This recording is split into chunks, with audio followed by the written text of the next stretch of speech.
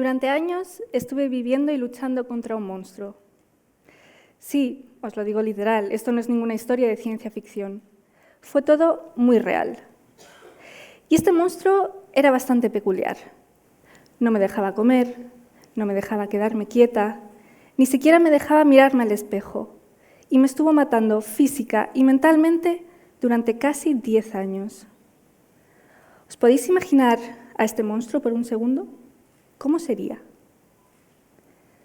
Realmente no hace falta que imaginéis mucho más porque probablemente en esta sala haya varios de estos monstruos. De hecho, probablemente algunos de vosotros estéis conviviendo con algún monstruo. El problema, que son invisibles. Y al ser invisibles es un poco difícil derrotarlos, ¿no creéis? Sería como luchar a ciegas. Es por eso que estoy aquí ahora para hablar del poder de hacer visible lo invisible.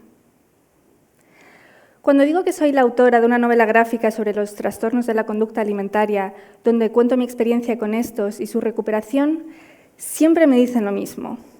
¡Qué valiente eres! Y a mí este comentario me desconcierta.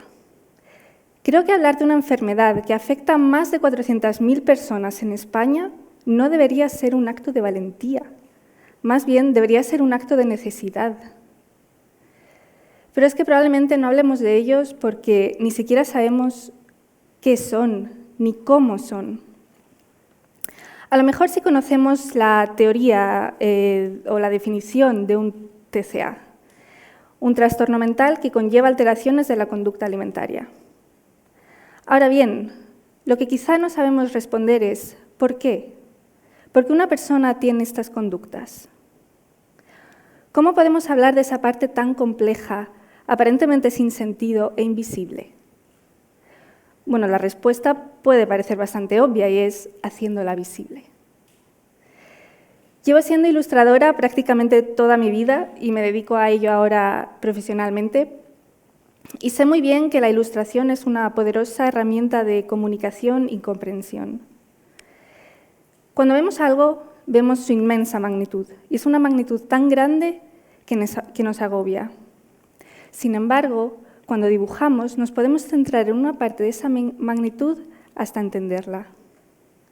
Por ejemplo, si vemos un bosque, tardaríamos horas, incluso días, en asimilar todo el paisaje.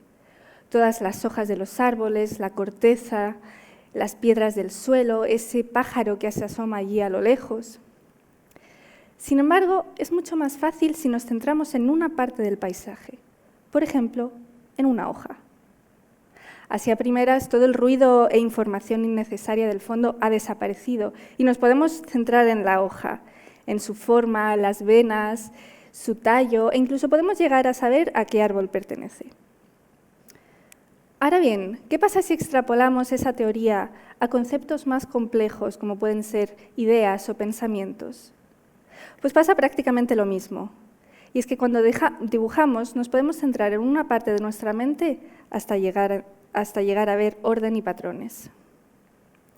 Siempre veo una relación con ese orden y mi experiencia con un trastorno mental, que a priori pueden parecer muy complejos, pero que se les puede llegar a entender si se les observa con la cercanía necesaria. En los casi 10 años que estuve en tratamiento de TCA, apenas era capaz de entender o explicar qué era la anorexia, hasta que empecé a dibujarla. Me centré en una parte del caos de mi mente hasta hallarle un sentido. Y el sentido que le encontré fue un personaje. Por eso ahora me gustaría presentaros a la que fue mi anorexia, o como a mí me gusta llamarla, Nore. Sí, lo sé, quizá no es lo que os estabais imaginando, probablemente estabais pensando en un monstruo terrorífico y no en este ser tan simpático. Quiero decir, hasta lleva tacones. Y eso es porque el objetivo de estos monstruos es atraerte. Son simpáticos al principio. El problema viene después, cuando se enfadan. Pero bueno, a eso iremos poco a poco. Ahora voy a analizar a este personaje tan simple, pero a la vez tan complejo. Para empezar, tiene proporciones humanas, es decir, una cabeza, 2 brazos, 2 piernas. Esto es porque, al ser una parte de mí, tampoco podía hacer algo muy inhumano. Por esa misma razón, por ser una parte de mí, es chica, por lo que me voy a referir a ella en femenino. Se le marcan los huesos, está muy delgada. Esto es porque no depende de la comida para poder sobrevivir. De hecho, ella no depende de nada ni nadie, es totalmente independiente. Por eso tampoco lleva ropa. Sus dedos son largos y afilados porque también le gustaba agarrarme muy fuertemente para sentirme y sentir seguridad. Nore es muy puntiaguda y tiene unos ángulos muy marcados. Esto es porque también tenía unas reglas muy marcadas, unas reglas que están escritas en el libro que lleva en la mano. Porque claro, eso es lo que tienen los monstruos. Te dan un libro de guía para la vida, un libro lleno de reglas que te dicen qué comer, qué decir, qué hacer, en fin, cómo vivir.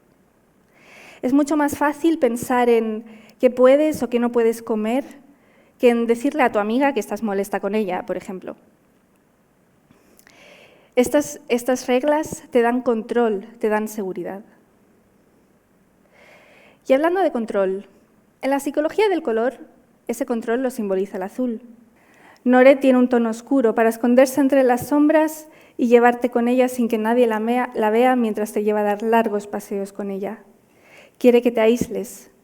Es más fácil estar sola en tu habitación haciendo ejercicio que estando con más gente que probablemente te pongan en duda, te humillen o incluso comenten tu cuerpo. Nore quiere llevarte a un lugar seguro para protegerte, donde nadie puede hacerte daño.